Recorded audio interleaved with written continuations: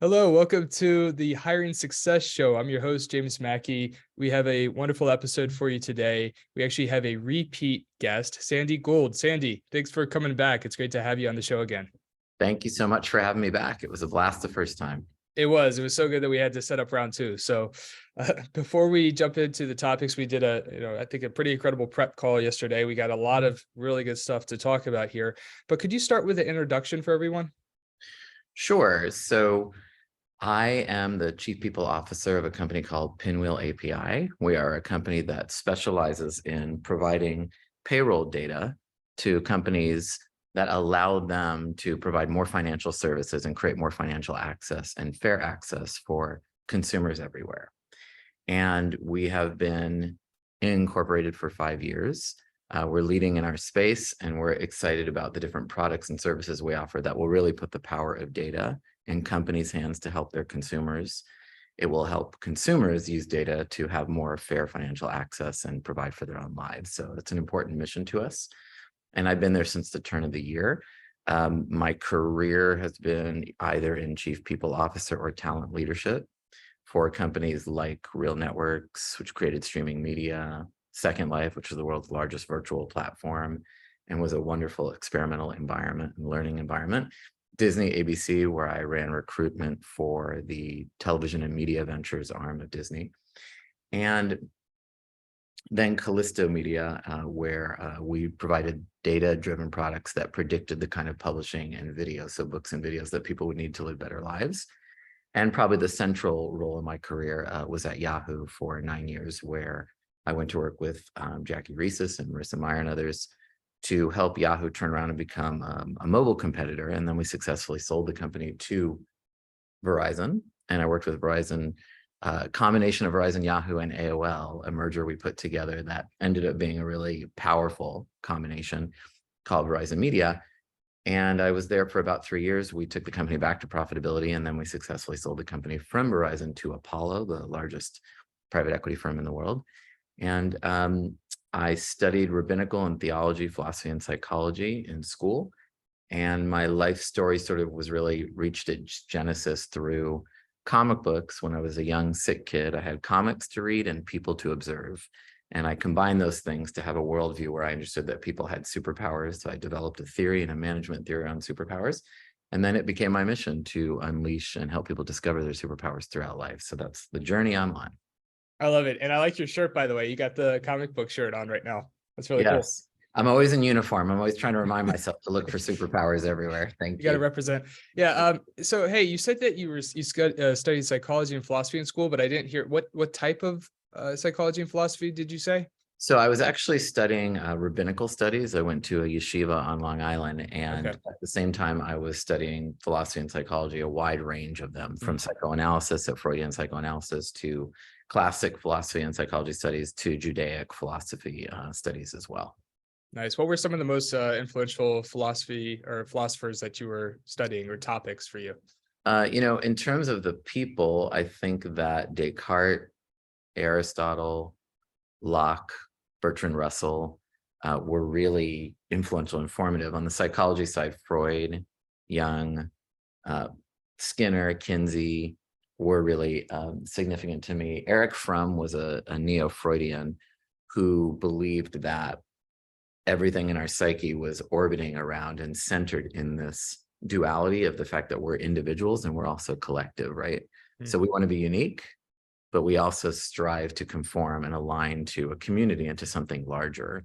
And that probably had one of the most profound impacts on my life philosophy going forward, because I do think every action we take is trying to satisfy both of those drives in us.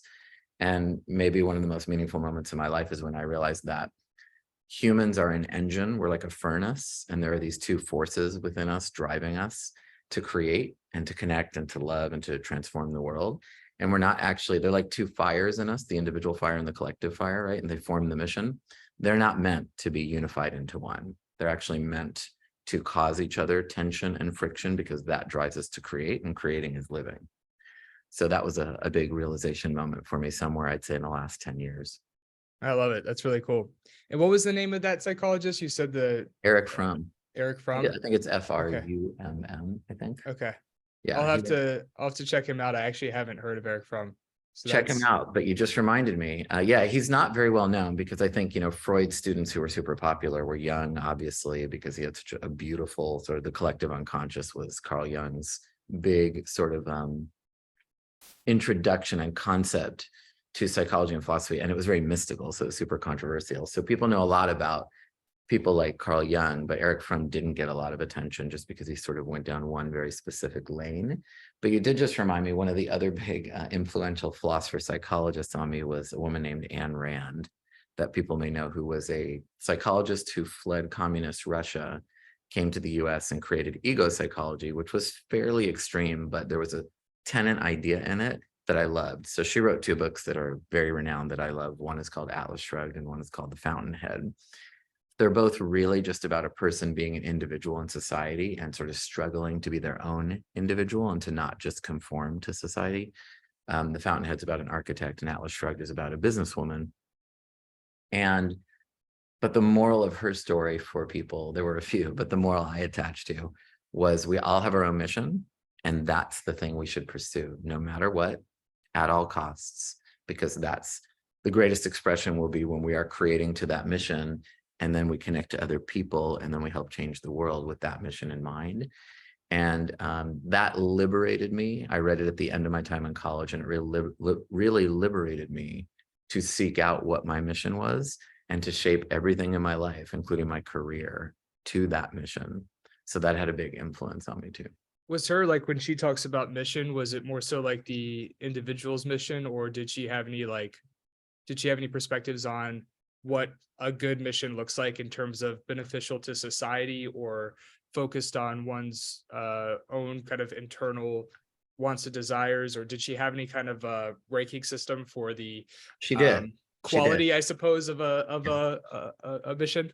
Yeah, so that's a really great, insightful question because it's almost as if you read the book, and this is where Anne gets fairly controversial. So on the good side, she believed that if you followed your individual mission and you were your true self, your truest self, and you never compromised ever to what anybody else wanted you to do because you always just followed your mission, she really believed that not only would that bring you the greatest happiness, it would have the greatest contribution to the world and impact on the world, both because it would serve as a model and an example to others that they should live the same way. And by the way, that's one of my definitions of leadership, is when people help a group of people achieve a common goal by operating from a place of authenticity. And I do think we are drawn to leaders who are authentic because we all aspire to be our own authentic selves as well. But we're terrified of that, right? And we want to conform, et cetera, et cetera. So that was one of her beliefs or tenets that I think a lot of people, align to, myself included. So her belief was if you follow your mission, let's say my mission is to help people unleash their superpowers, that will do the most good for everyone else, both because I'm modeling authenticity, but also because it will contribute to them going and doing the missions they should do, right? So it's like this idea of all our missions will come together to make a better world. In that, though, there is another tenet she has, which is if society asks you to compromise, she sort of said, you don't really have to, because you just do you. And I agree with that in one way. And of course, I don't agree with it in another. I do think that we all as humans connect. And when we connect, the beauty is that our differences come together, which expand our worldview. So we all start to see through each other's eyes. And so if I have one view of things and then James, you share something with me, it expands or broadens my lens. That I think is the beauty of humanity, of life, of experience. It's all about difference, right? So I really have this belief I've come up with in the last few years, which is to effectively collaborate, you need to compromise. So to be a great team, you have to collaborate, which means compromise. To effectively compromise, you have to sacrifice part of your worldview. And if we pause for a moment and think about that, that's an incredibly hard thing to do. Like it's easy if I say, I want a hamburger for lunch and you say, well, I want pizza. And I say, okay, let's go somewhere that has both. Or maybe I'll even compromise and get pizza with you because that's what you want, right? It's harder if we're in a debate about something like the mission of a company or what the right thing to do is in a situation, telling our friend something that's true or maybe they can't handle. It becomes harder when I'm asking you to sacrifice on some part of your worldview that you consider non-negotiable or central to who you are. And so as I coach leaders in leadership environments, I see this as the greatest challenge people, individuals, communities, companies have, is the ability to sacrifice some part of your worldview, not the things that are fundamental. Like if I believe in being nice to people, which I do, I'm never going to sacrifice that because someone says it's okay to be mean to people. So I'll just never do that. But if someone said something else, challenged me to try something else very different, like let's say I said, oh, we're going to make a big announcement at the company and I want to tell individuals before the big announcement. And someone else says, well, for a bunch of reasons I believe in, like it's fairness, let's not tell anybody beforehand, let's just tell everyone at once. While I don't agree with that approach, I could sacrifice my view and test it. I'd be willing to test that because I hear their point about fairness and let everyone hear it at the same time, even though I think some people deserve advance warning if it affects them personally. So there's sort of a give and take there, right? But it's harder when it's more fundamental belief systems. And so, Ayn Rand's thing was don't compromise to anybody for anything. And so sometimes that was played out to an extreme where she believed like, oh, if you're going to do something and it's going to kind of mess someone else up, who cares? Because you get to do what you need to do because, you on your mission. And so that's a little bit, that goes into some gray and sometimes I would say bad outcomes. But that's where I think people reacted to her philosophy a little bit. And you have to remember, she came from a very controlling regime, Right. in a time where people's rights were really suspended. So of course, her ethos was very shaped around, but the system doesn't get to tell you how to live your life. And I agree with that. But I do think compromise on a daily basis is part of how we connect. Well, I think what's really interesting is just tying the psychology and philosophy into real world application. Mhm. And I feel like particularly when it comes to how we interact with people, it is highly relevant.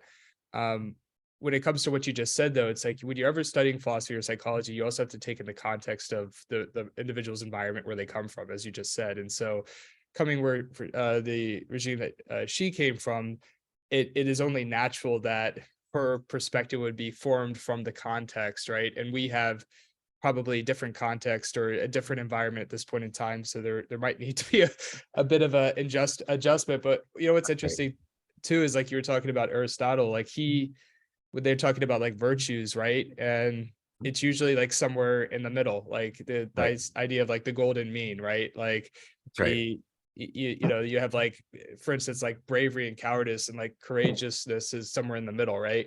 And finding that like those middle grounds, as you said, to collaborate is almost like humanity's superpower. Hopefully, like not all the time we fail at it, but like our ability to work together and build systems and structures and government and companies is based on our ability to some extent to cooperate Yeah. successfully. That's exactly right. I mean, ultimately, we are individuals and we're collectivists. And if you look at what happened to us during COVID, that really showed just how central being connected to other people and having people in our lives and having social lives and having that connectivity, it was a central and fundamental part of who we were. And we were all really confounded when it was suddenly suspended, right? Hmm. So I think you're right. Aristotle is another good example of the golden mean versus the republic versus what you get to do individually. And it is contextual, going back to Ayn Rand, because she was leaving a controlling regime that suspended people's rights. She was a woman, and women were just, they didn't have their rights yet in the way they should have. And that's something we're still fighting for, right? And then third, she came to the United States, which while there was more freedom, there were things going on in the US when she got here, like McCarthyism. So there was an attempt to suspend rights again. And so she certainly was coming from a context where if we were talking to her and she's like, hey guys, don't listen to anything anybody tells you or asks you to do, instead of do, we would understand why, because she was just emerging from all these oppressions and For fighting them, sure. right? And so I think it's a great point about context. And I think all these philosophers and theorists and all of us, we all have our context, we all learn, we have an approach, we have a perspective that's unique. But then as we connect with each other, we start to broaden our lens and get a more collective view too. Right. And I think, and this is actually, to me, this is relevant to leading people and everything else. I feel cool. Just like, I feel good just talking about this, and we Yeah. can move on to our topics in a minute. But I just like one thing I would like to say is like, Have you ever studied the concept of theoretical anarchy? Not like the people that believe in the concept of like theoretical anarchists, not actual anarchists, like people that believe that government shouldn't exist, but they basically believe that we have no moral obligation necessarily to follow that of like some kind of structure like government or whatever else. Like we're not morally obligated. However, we choose to because it's beneficial in application to work within those systems too. And that's not exactly like the same thing, but it's like, there's sometimes like I think with the collaboration too, it's like it's not that you have to, it's just that you choose to. And sometimes like, and just backing off like that topic, but like, there's this concept too, it's like deciding which like what things are most important to you. And usually there's some kind of like moral sense of obligation or moral, you have your moral kind of core, right, of like what you believe in. And Yeah. then as long as it doesn't like conflict with that, then you can ultimately like, you can collaborate and pretty much everything else that doesn't, you know, threaten your own sense of morality or like doing the right thing, essentially, like from that perspective. Yeah. So theoretical anarchy is a super interesting one to bring up, right? I think a few things. You're right that there's a school of thought that sort of morally it's about doing the right thing and being good to people as part of doing the right thing. Society itself as an entity isn't necessarily a part of that. It is a choice if you decide to be a part of something, a community that wants to build, right? Right. And then you would conduct yourself morally because you're moral, regardless of whether it's to nobody or to one person or to a million people. I think that there are obviously, you and I know there are philosophers who think that the social and the collective is actually an inherent part of the moral fiber. And so that's a different school of thought. Yeah. And then, both Hobbes and Locke were people, especially Hobbes, who talked about the social contract as sort of a fundamental and central tenet of human evolution. And Freud and Jung and others, especially Jung, talked quite a bit about our collectivist nature and how that was a very central part of who we are. And so those are all areas and fields I spent a lot of time thinking about as I've studied more and more about how we are individual and how we are part of collective. I think they're all interesting. I think ultimately we find meaning in connecting to something more than ourselves. And because of that, whether we choose to participate in society or not, I actually think it is a fundamental need in human nature. Now, what kind of society, to what scale, how much you participate, all, like you said, up to you, up to choice, right? And design and what you want to shape and create. But there is a profound meaning there that we will miss if we're, I think, completely isolated. So it's interesting, right? Because human individuals too, we're kind of mini collectives ourselves, right? We have all of these different things that make us up. And that the ultimate meaning you find to complete yourself is within you. But how you find it is the adventure and the engagement and the connectivity to something more, which is other people, right? Yeah, 100%. There's a beauty in that, right? And an endless sort of dilemma, as you're pointing out, to the way different people think about it, which I think is part of the beauty, honestly, the mystery. I love it. Yeah, I love just talking about just different kind of philosophies towards like society and working together, collaboration, community, and just kind of going down those types of rabbit holes because it's very interesting. And I what I love too about philosophy, it's like regardless of it's just it's not necessarily about like a theory being right. It's about like the questions that it makes you ask in terms of like, okay, how am I going to approach life and based on like there's all these different facets or side roads I could go down or lessons that I can learn or ways to think about this, but it really opens up your mind and your worldview by exploring these different questions and propositions that philosophers and psychologists provide. And I think that it is an important part of leadership. And I think like too, just like with the way that the world is going with advancements in AI and different challenges that we're seeing, I think critical thinking and independent thinking is like more valuable now than ever before. It's more necessary than ever before to study these types of things and understand. I agree. And seek for these answers. So I agree. I do think that's really important. I really appreciate the upbringing I had and the training I had in rabbinical school because it was very rigorous around critical thinking. And, my first mentor in my life was this Rabbi Morty Moskowitz, a rabbi of mine who shaped my life more than anybody else I think I've ever known. And he taught me one of the first things he taught me was that everything is the question. That, more important than the answer, anything else, everything was about the question and asking questions and being able to let those questions be, sometimes unanswered, sometimes for short periods of time, sometimes for life, right? And then to follow the adventure of those questions. And, after learning and studying with him for a long time, one of the principles I came up with for myself in college was, just as a reminder to never get arrogant, I came up with this principle one day, which was for a guiding principle for how I would live. It was learning is always right and knowing is always wrong. Just to remind me to always be asking questions. And whenever I thought I might know something, to remind myself, just because I know or I have some sense of it in the moment, doesn't mean I will in the next. And that's important. It's powerful. It's kept me on, I think, good roads throughout my life and sometimes saved me from bad roads. I agree. Like, so that's actually similar to something that's really helped guide me is similar that it's if I really want to prove myself right, try to prove myself wrong. Yeah. Yes, that's right. And That's going right. down the rabbit hole of trying to like I love basically that. poke holes in my own arguments or my own That's right. That's exactly premises. right. I Yeah. love that. One of the things we learned in rabbinical school, one of the first things we were taught from a logic principle was, before you can question something, you have to understand it. So in a similar vein, like if I want to attack an argument or challenge somebody's belief, first I have to validate it. Because how could I possibly challenge it when I don't even understand why it might be true? And so it causes people, again, to ask questions, to move outside their own bias, right? And to think more broadly. Now, what I think is really going to be entertaining is people listening to this and going, okay, how are they going to tie this to leadership and recruiting? But it does actually, as you and I know, really tie to that, because of the role of recruiters, because of the idea of unleashing talent, and because, as you said, pointing out what leadership is supposed to do, which is to help open questions and support people's ability to explore and experiment. And experimentation is a big thing in our company right now. So they should fear not. We are going to tie these themes together.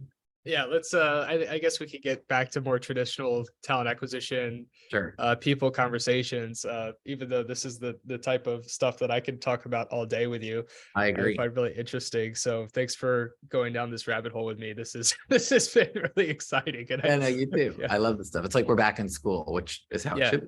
I would love that. Yeah, that would be a ideal situation. I miss those times. But anyways, so one of the first topics we actually had prepped for was kind of shifting recruiter mindset, and I suppose like our, since we're using the term philosophy, philosophy of talent acquisition and people towards like the idea of looking for adaptability, compatibility, being able to move at a accelerated clip of innovation, everything that's happening with technology right now.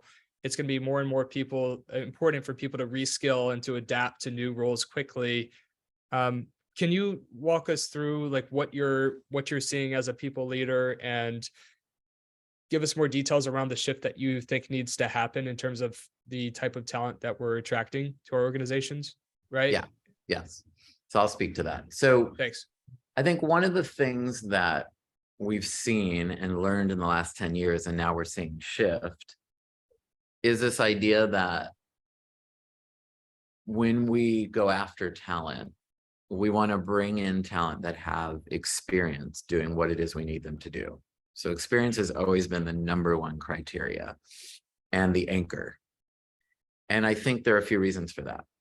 One is the human science is an imperfect, uncertain science. People used to call psychology a soft science, which is always something I took issue with, because I don't understand why psychology is any less resolved than physics. People would say like, oh, well, there's molecules, but in the psyche, you can't see the psyche. Well, you can't see molecules either, by the way, and you can't see atoms. So I really never understood that. And it's all a function of the mind. While I understand physical objects are harder and more resolute than spirit and the psyche itself, again, our mind is interpreting all of them. So from an apparatus standpoint, it's all going back to the same instrument. So, you know what I mean? I see some subtle differences, but I don't believe in the soft versus hard science. And people say, well, you can't quantify psychology. I disagree with that too. So I think all those things are subject to quantification. They just happen to be different in structures, right? So experience was something that was a reaction to the imperfect science of interviewing, because now I'm going to say the dirty secret that you and I know and everyone else is in recruiting for a long time. You never know if that person's going to be good or not, no matter how great your recruiting is and no matter how great your interviewing is and how thorough your references are. You could spend 1,000 hours interviewing that person and you still don't know them. Mm. You still don't know what's inside. You still don't know their soul. And even if you hire somebody who came from one great company doing a director of marketing and you're hiring them to your great company doing a director of marketing, and the two companies are very similar, you still don't know if they're going to do well. And there are a few reasons why. There are so many variables of difference between the two companies and the experiences the person would have at the two companies, the time, the place, the people, the challenges, what was going on in that person's life, what skill changes occurred, change going on in both environments, the needs of both environments. So the variables are so infinite almost that for someone to say like, oh, a director of marketing at Amazon is going to do great at Google is just not true. We don't know that in any way. There are far too many variables, even though we might reduce them. The second reason people don't know, so everyone has to bear with me because I'm going to nihilistically tear down recruiting for a second. The second reason we don't know is a person could be an amazing interviewer and not good at their job, or a terrible interview and the best person at their job on the entire planet. So when you really get into it, and again, this is something people who've done recruiting for a long time know, when you really dig in, it's such an imperfect science that the best things you can do is have a really good process and a really good decision matrix, and recognize that you're making an uncertain decision just based on the best information you have. And then you'll use lots of data to track those decisions and let that inform you to better improve those decisions. But ultimately, we don't know. So since we don't know, what happens to humans when they know they don't know something? They're scared. They don't like not having control. And it makes them feel very insecure. And also they do not want to be blamed for a bad decision that has bad impacts. So what do? They look for the greatest level of assurance they can have so that if I hire someone, let's say you're my boss and I hire this great director of marketing from Amazon to Google and they fail miserably. Well, then I'm like, okay, now I'm on the line. It's going to look like I made a really bad decision. So what can I say? Well, the best defense is, well, they worked at Amazon. They were successful there. They had the experience. So what we do in our minds is we turn experience into a proxy for certainty. It is not a proxy for certainty. That's the thing we need to recognize. That is starting to change in the last several years, both because of the sophistication of interviewing increasing, but also because of diversity, because we're recognizing that we just kept rehiring and replicating resumes of the same people who did all the same things, but not getting better outcomes. And then as more diversity and diverse talent came up without having those similar experiential backgrounds, and then we hired diversity and diverse talent started to make us better in different ways, we started to realize it wasn't just about experience. It was also about capability, potential, and then I think the two most important things, adaptability and learning, maybe a third, resilience. Those three things started becoming much more heavily weighted than the first. Why? Because if I hire that person from Amazon to Google, I can't know, no matter what the comparisons are, how they're going to do in the new environment. And when I was at Yahoo, by the way, we hired a lot of people from Google thinking they'll all be great. And they weren't. Some were, some weren't, just like anything. But everyone's like, but how's that possible? If they were great at Google, they should be great at Yahoo. But totally different companies, totally different variable sets, right? So if you go back to this and think about it, experience is not the thing I can hang everything on. It's something, it gives me some information. What can I rely on now? If I look into the person's experience at Amazon before coming to Google, and I see a few things, I see that they handled change well. I see that they can drive change and be creative and influence people. I see that they adapt and they learn. Well, even if I don't know now that Amazon and Google will be a good comparison to determine if they're going to do well or not, I will know that they're good at certain things that they're going to experience everywhere. Because the hardest things we all experience in life and at every company are change, need to adapt, the ability to influence people, and then resilience to deal with all the crazy things that will happen. So those 3 or 4 things become true everywhere. And so one of my messages to recruiters is paradigm shift. Stop looking just for experience. Start looking actually for these 3 or 4 things and the experience that shows you these 3 or 4 things and evidence, because those are going to be much more predictive and determinate. And they also will then tie to what's the person's potential, which of course we can't know, but we can start to look at these things and say, wow, this person was at Amazon and Amazon changed their business 7 times and put this person in 10 different offerings. And the person kept doing well. Now we've got this formula for, wow, their experience is telling us something about these capability sets they have, regardless of whether, let's say at Amazon, they were running the music business and now they come to Google and they're going to be running YouTube. They're different businesses. And so we don't know if the experience in one will relate to the experience in the other, into totally different worlds with totally different operating systems. But what we do know is they have demonstrated continuously, let's say they worked at Disney before, these environments, they were able to adapt to widely different environments. So that kind of experience and that kind of demonstration of capability becomes very important. But what we shouldn't do is just proxy to the experience of like, oh, somebody did television development before at NBC, they can do it at ABC. Because that's just not necessarily true and doesn't become the most pressing thing. The other thing is, when you bring people with experience over, so again, I want to be clear, I'm not saying experience doesn't matter at all. I'm saying experience is now just a factor. It is not the overweighted factor or the primary anchor. So if somebody has experience doing something well and they come over, it may or may not relate. But if they adapt it a lot, forgetting the fact that they've done this very thing before, that weighs more. The other thing is though, let's say I hire you to come to my company. And I've seen that you have all these great resilience, adaptability, learning, right, change, influence. And I said, well, I'm gonna have you do something new. I want you to run something you haven't run before. I'm gonna have you run HR. And it's gonna be very focused on employee relations, coaching leaders. So one of the things I would get from you, because you don't have experience, is innovation, because you would take a different look at it. And as you learned it, you would respond to that learning and all the current learning in the marketplace now that's changing thinking all the time. And you'd have your own experiences to inform you about it, right? So what happens to a lot of us is when we learn something and we know it, we start repeating, because we repeat things that work. That's human, that's smart. But then what happens is you repeat more, innovation goes down. In fact, you become more resistant. It's human nature, we can't help it. So the best thing we can do to help it is to constantly introduce change and new ways of thinking, and make sure we bring people on board who do that. One of the best ways to do that is to bring both people who haven't done it before and to bring diverse talent who think differently, have different experiences, and are used to challenging norms, because they're usually not the norm. Does that make sense? It does. It does. And I just posted about something similar on LinkedIn, and this exact ratio isn't something that's like somehow data backed. So I can't say this is fact. It's a belief of mine. Right. And my belief is that typically it's good to hire people that have done around 75% of the job before. Mm-hmm. And that the types of folks that are going to be creative, intellectually curious, adaptable, they're going to be looking for the opportunities to do things that they haven't done before. Mm-hmm. And that's really the reason they're going to accept your role. That's right. Is because of that growth potential to learn and advance and get better. So correct. That's just, do you correct. think that's, and again, 75% is kind of a number I pulled out. It feels right to me, but yeah. No, I like that. And I will tell you, one of the reasons I like that is another principle I've learned is people do their best creating when they are stretching and learning. So if you said to me, Sandy, go be the head of recruiting right now for some big, great company, I might really enjoy it, but I don't know that I'd be learning because I've done it before a bunch of times.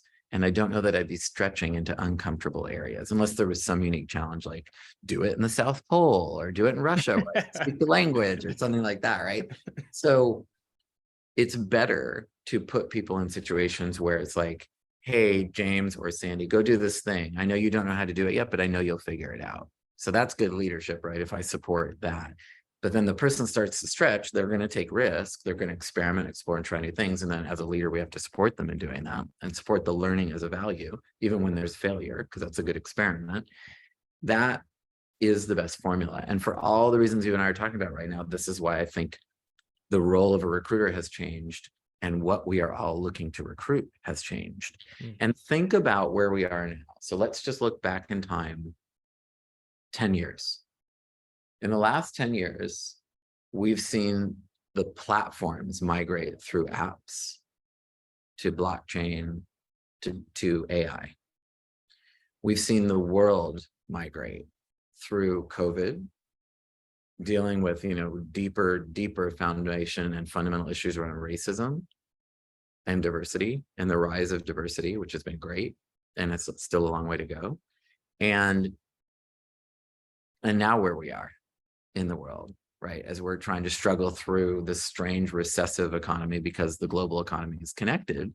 And we've all been talking excitedly about a global economy forever. And now that we actually have one, we're realizing how hard a global economy is. Just as COVID taught us, because instantly the world was brought to its knees, the whole world. And the whole world economy, by the way, was on the brink. And because of the actions of some smart leaders, we survived that. But we're still struggling with, sort of the outcomes. And so it's changing how we look at things. And we have to be able to step away from like, well, I'll just hire somebody with the same job experience and the same resume, because then I can at least defend myself if it fails in terms of certainty and why I took that risk. And instead, we just have to take risks because we see them demonstrating some of these key superpowers that we know are going to be helpful in any situation, right? And then invest in them. So that, I think, is the biggest change in what are you looking for in talent. And that's going to take a while because our bias is very built in around just, well, did you do it before? When the job I'm in now, before I took this job, I interviewed for 2 or 3 jobs. And at one point, there was a CEO who said to me, a smart CEO I really liked, said to me like, well, you've been ahead of recruiting, you've also been ahead of HR, and you've run leadership. And you've done all this deep M&A stuff. So like, which one are you? And I said, I'm not one of those. I said, everything I do is around human capital and talent evolution, unleashing talent. So which one am I? I've done them all. I do them all. I enjoy doing them all, but in different situations, I'll enjoy different things. And it depends on the mission of the company. But the conversation speaks to the bias. The bias we have as humans is what he needed to do was understand me as one thing. We're not. And we have to stop trying to understand people as just one thing. Sometimes we want a specialist. That's cool. Sometimes we want a generalist. That's cool too. But we shouldn't make the mistake of our need means we should find somebody who's just in a box. That's the other thing that changes. So I think recruiters need to stop, and anybody in talent, and all of us who are hiring, need to stop thinking we are trying to fit somebody into a box of a role, because it's no longer about hiring a person into a job. It's about finding people with superpowers and bringing them into an environment of talent and learning where you can support them in helping to solve companies' problems and build company opportunities. And that's less linear than, hey, are you a recruiter? So I can fit you into this recruiter job. And the proof that we all know this is true is when we hire people who are high performers, they always do more than the job. And by the way, who's ever had a job where they only had to do what was in the job description? The answer is nobody. So we might as well structure to that truth instead of trying to just structure to sort of an imposed structure that we believe is reality. It would be nice if it was, because we could control it more, but that's never true. Yeah. I think too, just from a job description perspective too, or the focus of evaluation, it's job description is just one way to see this mentality in action, but like focusing on a couple of key outcomes that we want to drive, like having an outcome focused approach versus to like a list of tasks approach. And just like that high level, like here's the mission of the company, this is sort of how it cascades to your role within the organization and some of the key outcomes we would like to drive, but just allowing that creative room within that for folks to kind of bring them their best self to the table. And maybe those outcomes kind of shift as you put it. Maybe there's other types of value, or there's some kind of value that can be uncovered. I think that's part of it. And what actually made me think too was just when you were talking about not overstating experience, companies not to overstate experience. It's important, but it's not everything. Right. I think maybe finding individuals who feel the same way is important too, that aren't like overemphasized on their own experience. But I don't know if this is humility or intellectual curiosity, but don't allow their experience to block them from learning and asking questions and not overstating their own success, even if they feel like they've been successful. But people that are maybe self-aware. I Yeah. don't know exactly what I'm trying to say, but you understand what I'm saying? Like I just get- like that it goes both ways. You want that in the folks that you Correct. hire as well, right? Correct. No, I think you're exactly right. So self-awareness, I remember when I started out my career, I had to figure out what I was looking for. I didn't know like what should I look for. When I started as a recruiter at the age of 24, I was like, what am I supposed to, what tells me someone's a good person? And I asked my boss, and she said, you'll figure it out. So I came up with my own qualities. One was self-awareness, external self-awareness. So they were aware of others around them and not just themselves. Two was what you said, humility. And three was imagination. And four was the belief that they could shape reality around them, that they drove outcomes, influenced results, and could influence people to those results. So builders, as we call them now. I think that's very true. You know, one of the things we say whenever we're recruiting leaders and employees is we don't want somebody to come in and just bring their playbook and then do their playbook again, right? Be like a dance troupe bringing in a new dance leader or coach from another dance troupe. They don't just want them to repeat the dances they did with the other troupe. Same with the sports team. You don't want a sports coach to come in and just like, oh, I did this with the Jets, it'll work with the Giants, right? So I had to say that because, you know, New York. So that's kind of very central. And I think you want people to say like, oh yeah, I've had all these experiences and I've had all these learnings, and now I'm going to come in and learn again, right? And do that powerful learning. So when I joined Pinwheel and other companies I've joined, I talked about all the things I'd done and learned before with the teams I've done them with. And then I said, but you know, when I get here, the first 90 days is going to be me meeting everyone in the company. And again, learning what's going on and seeing through everyone's eyes, and then helping everyone to come together to come up with solutions versus like, oh, I have an answer and I bring it with me. That's another thing too, is leaders shouldn't be thinking they're the ones with the answers. They should be thinking they're finding the answers in the employees, because that's where the answers are. But the other thing I'd say, and you and I talked about this too, is to broaden the scope of what a recruiter does. I think recruiters are business evangelizing humanists. And I think they're talent coaches, talent guides, and connectors. And they become a super important circulatory system in a company because they know everybody, they know every business. And so they have this opportunity outside to bring people in and represent the company and extend its voice in the marketplace, but also gather business intelligence from the thousands of people they meet about everything going on everywhere. So they're kind of like a spy network in a cool way too, an intelligence network. And then internally, they're connectors. They help people get onboarded, learn the environment, connect to other people, become part of communities. But they can coach people too on, you know, what requires success, because they have this great eye towards talent, right? They not only hire people, they then see if those people are successful or not. So they start to, recruiters hold a lot of the secrets to decoding the company. They're kind of the decoder ring. And so what I've always done in organizations I built is I've used recruiting that way for market intelligence, for coaching, hiring managers, for being talent and life coaches to the employees inside the company. And then when we built internal career marketplaces to really grow our people from within, they are important owners and catalysts and drivers of that. And that to me is really important, because the other really big learning, one of the other big learnings I've had in the last 10 to 15 years, especially the last 10 years in at Yahoo, was the idea of build should supersede buy. So as much as counterintuitive as that might sound to everybody, because we all think the best way to solve a problem is to go outside the system, find new talent and bring them in. That's how every human loves to solve problems, just like the same way we like to go buy clothes or new furniture to make everything better. So going and finding external talent always sounds like the answer. It sounds faster. It's what all companies do. And all companies have that bias. They all lean towards, with a few exceptions like Disney and Procter and Gamble, most companies lean towards immediately going outside first. It's human nature. If I have a problem, it's in here. So I'll go outside here to solve it, right?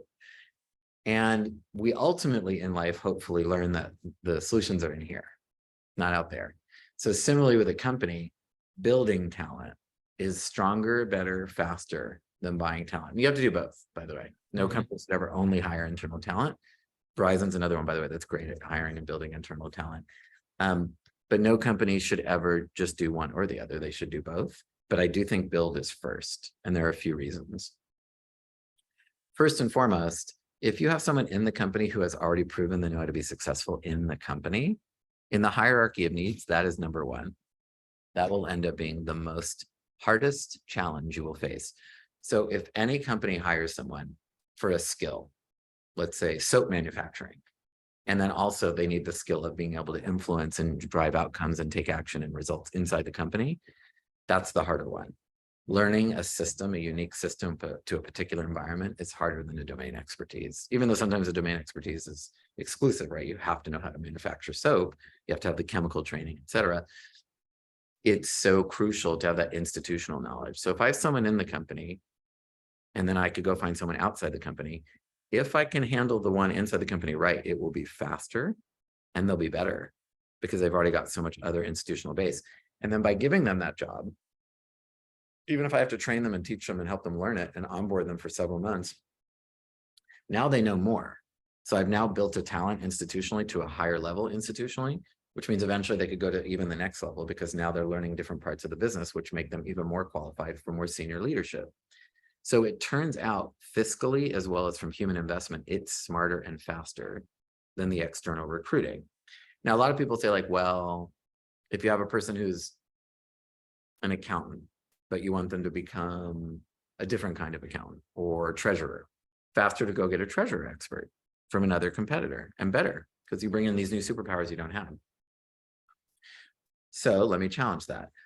If I go get a treasurer from outside, they're going to take 6 to 12 months to onboard as well. So it's true, they may know things and bring superpowers we don't have, but it depends on the gap. If I can get the internal accountant to treasury expertise in the same amount of time, that's a better risk to take, right? There's more hedge behind that and less uncertainty than there is with the external who just may not be able to work in the environment. Now, to be clear, sometimes, let's say you and I were running HR and we're like, oh, we have to go find somebody who is a builder of distributed AI systems globally. And we have no one in the company who's done that. Yeah, that may be out of the reach of training anybody inside the company to do, because that might take years. And in fact, maybe our company was never that good at that. And we go, to a competitor who's amazing at it. That's a smart talent acquisition, and you should do that. But I do think companies should watch their ratios. And so one of the things in terms of how much they go outside versus inside, and make sure you go inside first, because it tells your people that you want to build their talent. And if people see you as a company that builds talent and is invested in building their talent and thinks that's how you're going to succeed as a company, that creates a level of loyalty and engagement that you cannot manufacture. So when I joined Yahoo, one of our challenges was, we were competing with the FANG companies and they were all doing amazing and best companies in the world, Google, Apple, Facebook, Amazon, right? And Microsoft. And then there was us, and we were turning Yahoo around. And so we're like, how are we going to compete? And I said, well, we're on a mission, right, to turn this company around and to really engage consumers in a way that's entertaining and empowers them with data. So we have a mission. People love a mission. But the second thing my team came up with together was, what do we have that those companies don't have? And we had two other things. One was, well, if you help us succeed in the turnaround, it's going to make your career because you'll have done something amazing. So people want a career-making opportunity. But the third and biggest was, we just said, we're going to tell everybody we are most invested in building your talent because that's how we'll be successful as a company. Our CEO and our chief development officer, Jackie Reeses, they believed in that ethos. So we had the support. And so in the interviews, we did two things. We told people that at the beginning. What do you do? Why do you love it? Where do you want it to lead? We want to build your talent. So we want you to grow here. And we're going to do a lot to help grow you. And we were personal. We engaged them and talked to them about what they wanted and what they cared about. And when people joined, we asked them why they joined. And they said that. They said, you were the only company that was personal in the interview, actually asked us what we wanted and what we cared about. And then you worked on building our talent. So we eventually created this career marketplace idea. And what that was, in sort of 3 points, was we reimagined job fairs, because job fairs don't really work, because you pull a bunch of people together and say like, oh, let's get you other jobs in the company. But if those jobs aren't there or they don't get them, that doesn't feel very good. That's usually what happens in job fairs. So instead we said, let's just do it like an expo, like a corporate expo. Every team will show up with a booth. They'll tell you what they do, who they are, and what skills you need to get on their team. And then we'll let our employees go around to all those booths, find the places they want to go work, and then find the skills they need to do, and then go back to their managers and say, help me build those skills.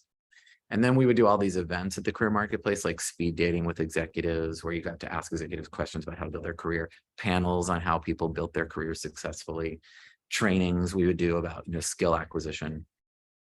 And we eventually built out these screens that showed a map of the world and all the employees we were hiring.